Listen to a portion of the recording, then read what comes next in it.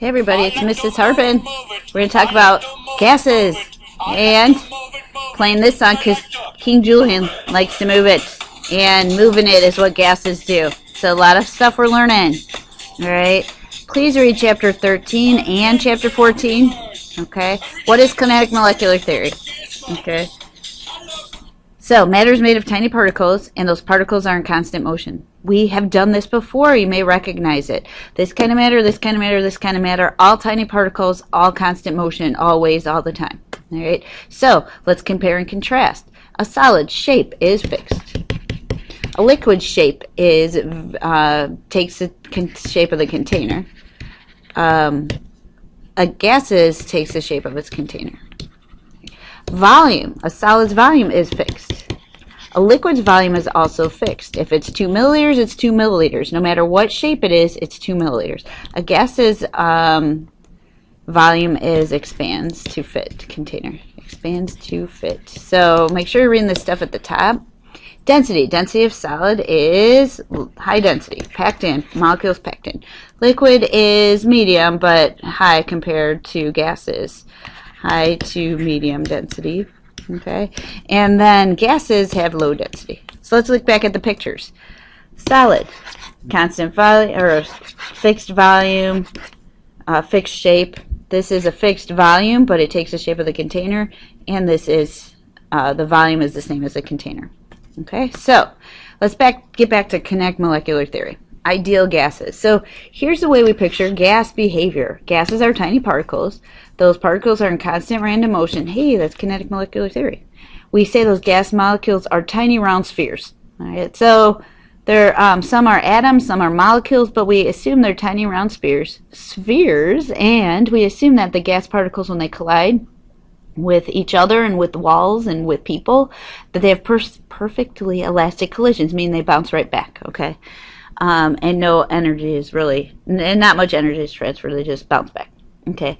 Also, when we talk about gas and gas behavior, we assume that there's no attractions between gas particles. So, when we say all of these things about gases, we're saying, hey, this is what we call an ideal gas, and so we can describe its behavior.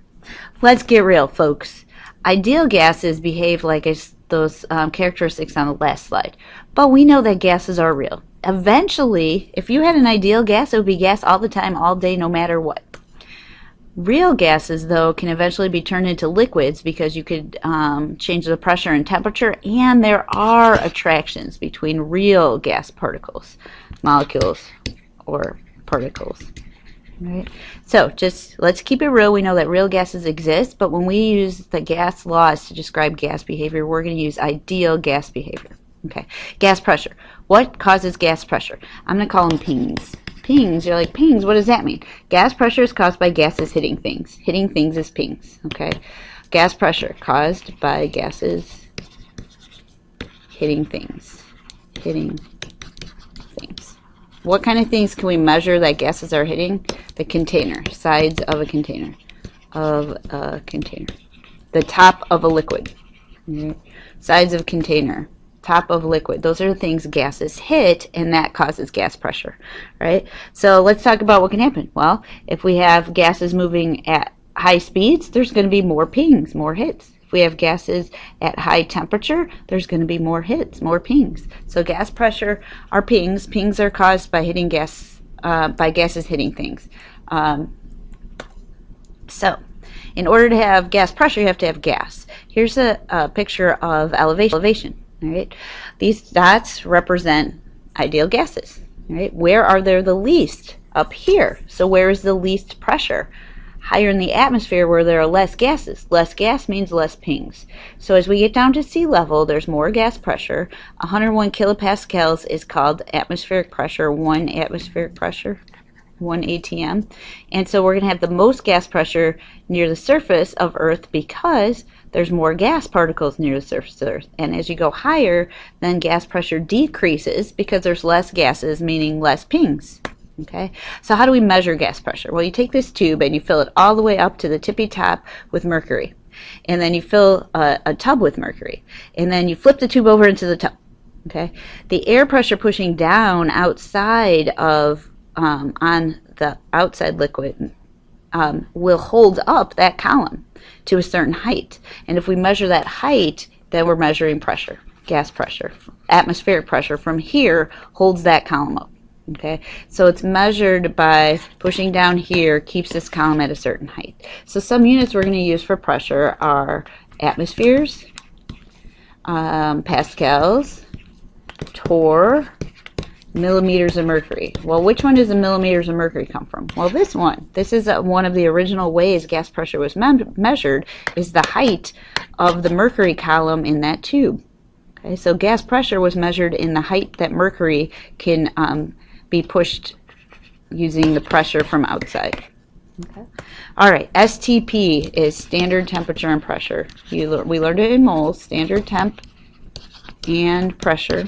We learned it in the mole unit because 1 mole of a gas has a volume of 22.4 liters if it's at STP. So what are the conditions of standard temperature? 0 degrees Celsius. Standard pressure is 1 atmosphere pressure. So you still know that, I hope, and we're going to be using it in this chapter. Okay, so other units of pressure. Pascals. 1 pascal is this many atmospheres, which means 1 atmosphere is that many pascals. Right? 1,000 pascals equals a kilopascal. And then atmospheres. 1 atmosphere equals 760 torr, which is 760 millimeters of mercury, which is 1.01 times 10 to the 5th pascals. All of these are pressure units. Some other pressure units are pounds per square inch or bar. You might have heard of millibars. So here is a table that describes different units of pressure and then what they're equivalent to. So get used to pressure. Pressure are pings. Pings are caused by gas particles hitting things. Hey, what about temperature?